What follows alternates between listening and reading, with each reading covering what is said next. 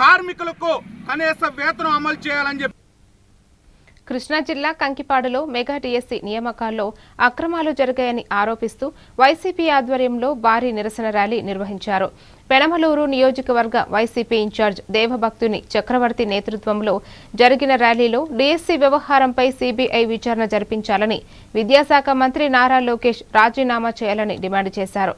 డిఎస్పీపై పారదర్శక విచారణ జరిగే వరకు పోరాటం కొనసాగుతుందని స్పష్టం చేశారు.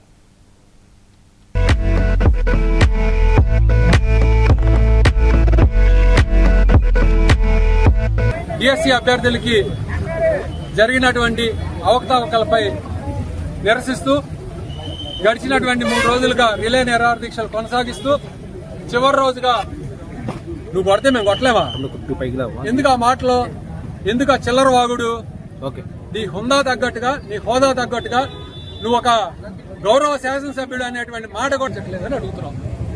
మీకు భయం, మీరు చేశారు కాబట్టి మీరు ఆదేశించుకుంటా, మీరు చేయలేదనుకో నీ తప్పు చేయాలా, ఎక్కడికి అయిపోయింది నీ 40 ఏళ్ల ఇండస్ట్రీ అని అడుగుతా ఉన్నా. నువ్వు 4వసారి ముఖ్యమంత్రిగా వ్యవహరిస్తా ఉన్నావు, మరి నీకేమైపోయింది అనుభవాన్ని అడుగుతా ఉన్నావు.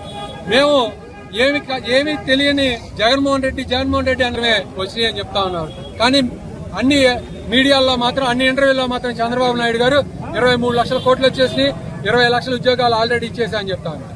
ఇవన్నీ ఎవరు చెప్తారు? పెట్రోల్ ధరలు చెప్తా ఉంటారు.